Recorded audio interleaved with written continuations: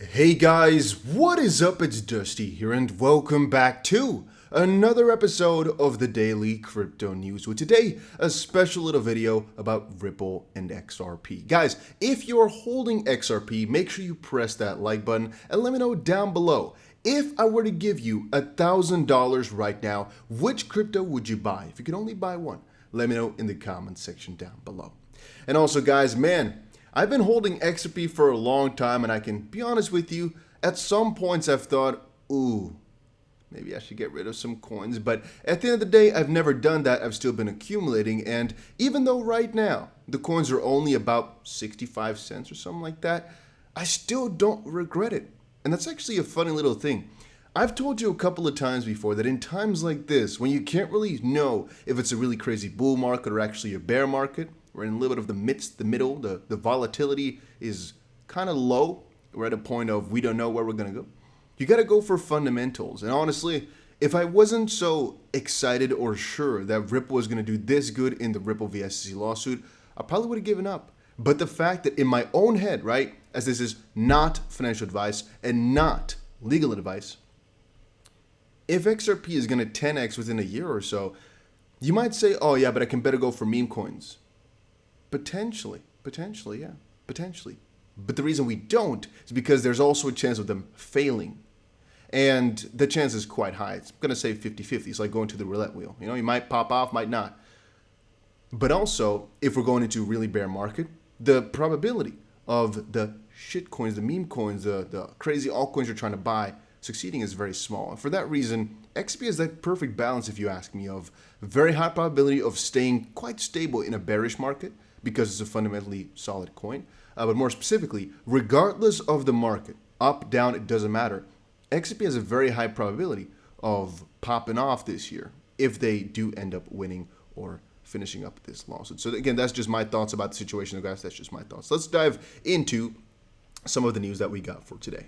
All right, Ripple continues to score more points against the SEC. Is XRP lawsuit nearing its final verdict? So I've seen this article, I've read this article, and to be honest with you, the answer is quite clear. Ripple keeps scoring points, but at the end of the day, like a lot of you guys have said, the government usually wins. I've talked yesterday about win conditions, with the SEC being they win on paper, and Ripple's side being that they make sure that XRP is no longer a security in the future. Then again, we also took a look at John Deaton's papers, where it basically says that, well, if the SEC really thought that the current XRP was a security, they most likely would have gone for a preliminary injunction. Since they didn't, they most likely don't think it's the case, and so that's why I'm so convinced they'll eventually both win, so to speak. But do the points matter? Well, yes and no. I think the end goal is already set. I think the road paved towards it, or I guess the road towards it is not yet paved in, which means we know what eventually is going to happen, which in my own perspective is Ripple is going to win. The SEC is going to win on paper, which means Ripple pays a fine and whatnot. But the road that we get towards there, which can mean Ripple wins 10 pieces, the SEC wins 3.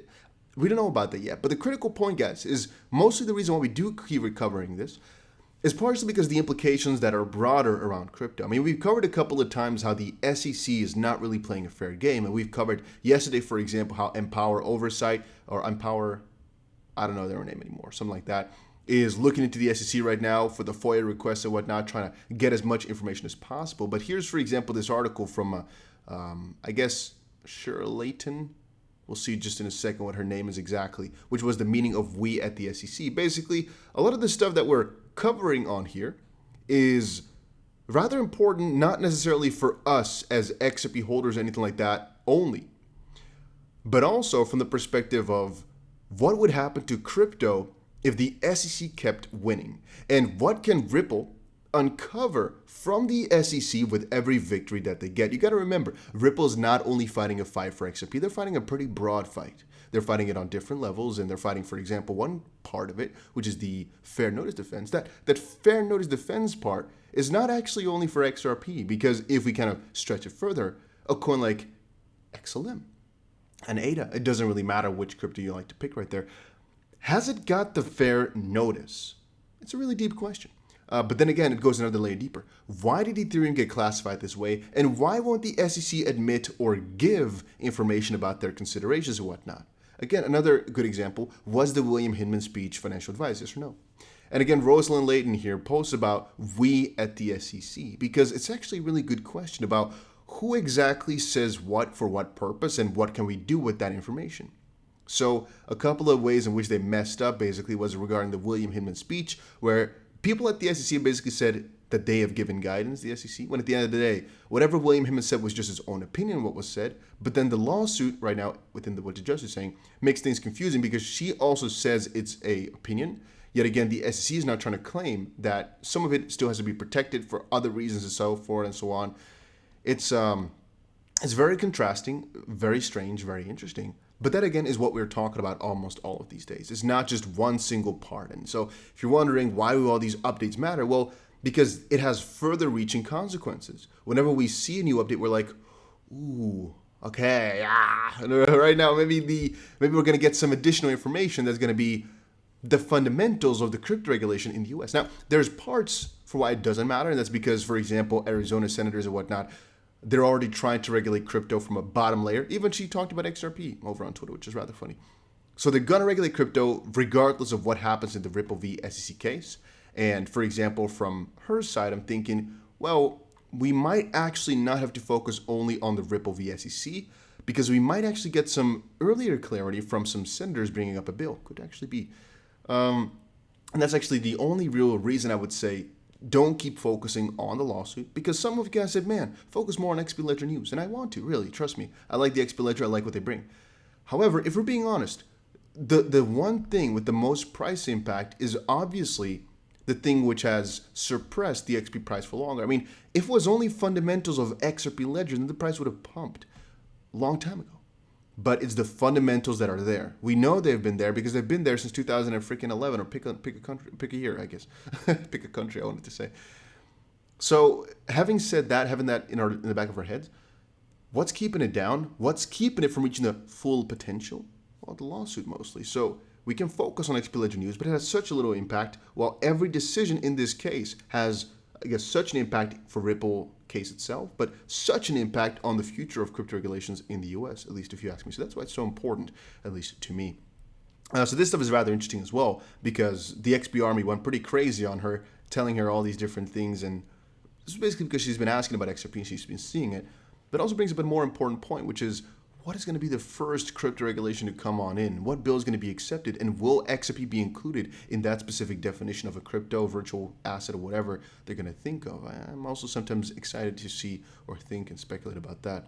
Here an article, will the SEC lose or label most cryptos as security? Here's where Ripple holds edge over the SEC.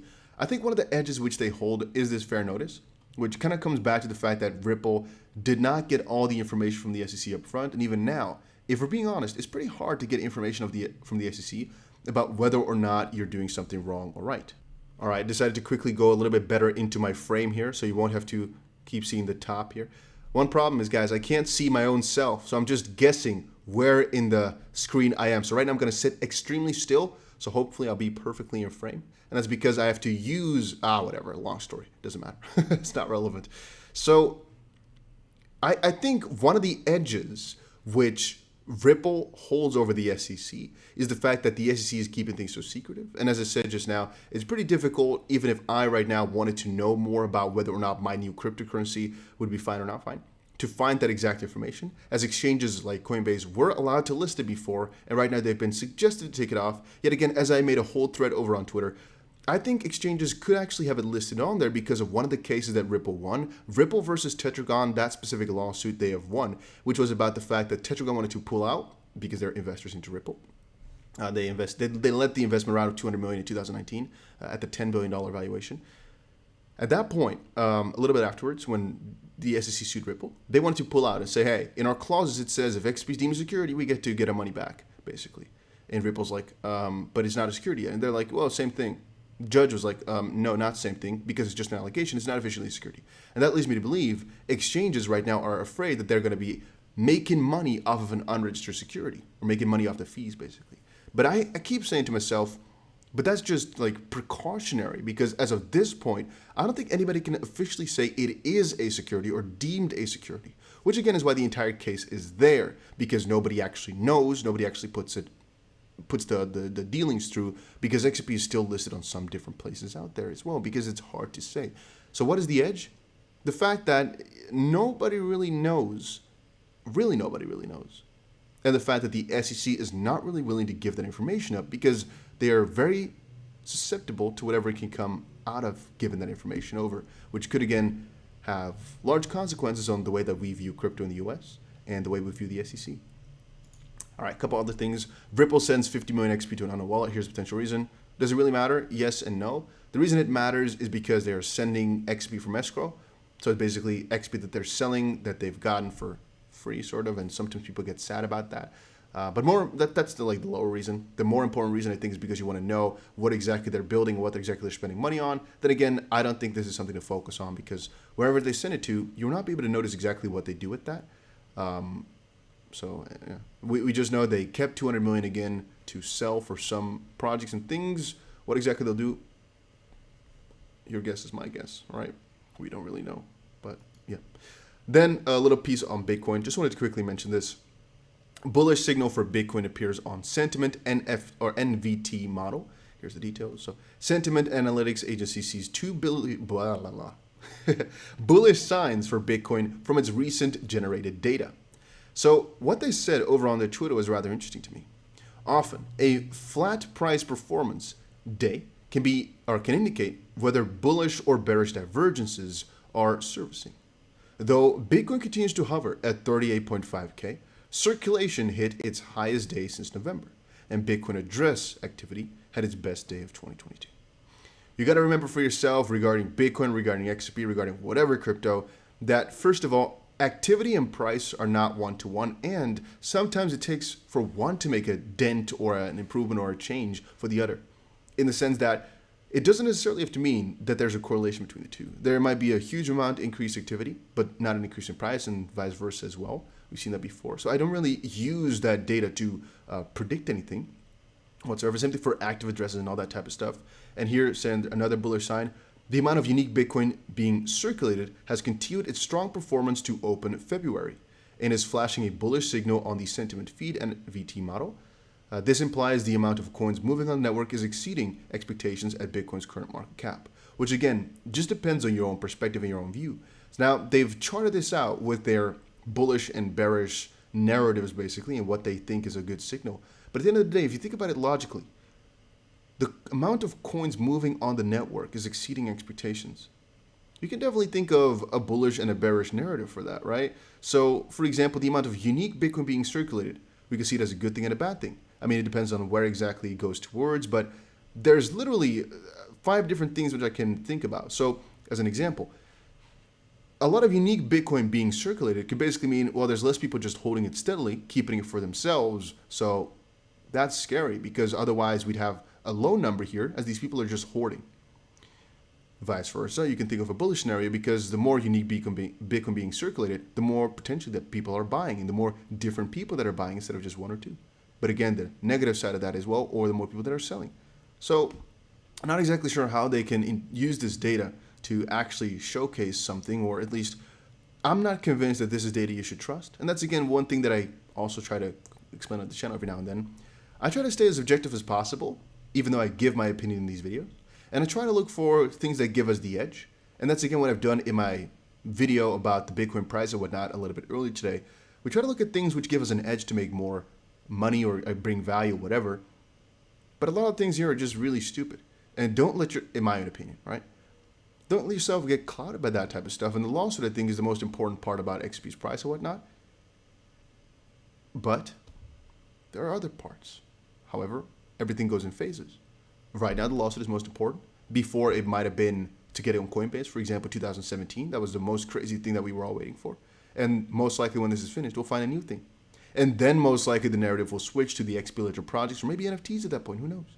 So keep going in phases and look for the most critical point in the specific time frame and focus on that. My video on Cardano, for example, right now, did not focus on everything that they're planning to do in the future. No, it focused on what exactly did they upgrade right now, and how does the long-term model look like with this fit in, for example, and so forth and so on. But I have so many more stories to share with you guys over the next couple of months. Make sure you subscribe if you enjoyed this little video. And even though I sometimes am a little bit confused with what exact value I give, I do think there's a lot of people liking what I talk about here because I think it keeps people focused as well, you know. At the end of the day, guys, I'm just trying to help. They're calling me, so most likely my food is here, guys. See you guys again in another crypto video later today, and thank you all so much for watching.